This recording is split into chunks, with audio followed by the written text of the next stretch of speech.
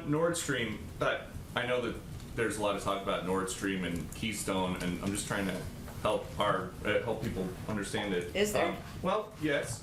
President Biden blocked the Keystone XL Pipeline here because he said it would undermine U.S. climate leadership and undercut our ability to urge other countries to take ambitious climate action. So how is he urging other countries to take ambitious climate action if he's letting other countries build Nord Stream 2? First, we're hardly letting any country or other countries build Nord Stream 2. When the president took office, 95% of this pipeline was built. We've continued to convey that we believe it's a bad idea, a bad plan, and we have also put in place and taken actions over the last several days to make that clear, in large part because our view is that it's a Russian geopolitical project that threatens European energy security and that of Ukraine and in the east and eastern flank NATO allies and partners. Hence, there's a geopolitical concern about this pipeline, and we've taken steps over the last several days to make that clear. So a lot of concerns, and it seemed like there was the ability by the U.S. government to sanction some officials to stop the project at like 95%, but you're not doing it. In what way were we're going to be able to stop a project in another country that's had been built 95%? Make it more difficult with the sanctions on some of these officials involved. Well, we have imposed sanctions on 4 Russian entities, 4 Russian vessels that engaged in sanctionable activities. We've also imposed sanctions on 9 vessels belonging to the Russian government. This is the largest number of entities listed under this act to date. So we have certainly taken significant steps, and we've also made clear in public and private channels our opposition to this plan. And then quickly on Israel, progressives in the House and Senate are hoping to block $735 million worth of weapons to Israel. Would the president ever go along with that?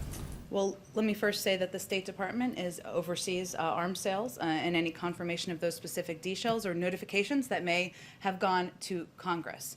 So I would let them speak to that specific proposal you're asking about. I will say that we've had a long, abiding security and strategic relationship with Israel that has been certainly the case for decades. As a candidate, though, President Biden boasted that he was the only one in the race who had ever brought world leaders together to solve a major problem. There's a major problem in the Middle East right now. So why aren't the leaders and the people there benefiting from all of his foreign policy experience? Do you not count the 80 engagements we've had with countries around the world, including the president's call with the leader of Egypt, the 4 calls he's had with the Israeli prime minister, and the fact that there have been reports of a ceasefire, a movement toward a ceasefire? I would say, do you not count him telling Benjamin Netanyahu, who he says he's known for a long time, that he wanted that he expected a de-escalation by yesterday, and Netanyahu just ignoring him?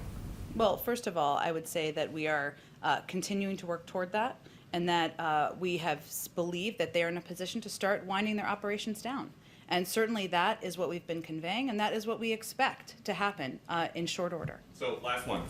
The president says that foreign policy is something he's done his entire life. Mm-hmm. Is it working? I would say that if you look at the fact that the global community believes that America is back, has a seat at the table, that we're going to continue to lead in the efforts to get the climate crisis under control, to lead in the efforts in engagement around the world, certainly bringing about an end to this conflict, but also moving toward diplomacy as it relates to North Korea, and moving toward a place where the United States returns to the place of being a leader in global forum, as we hope to be at NATO. I would say we're certainly working on changing the tide of the last 4 years.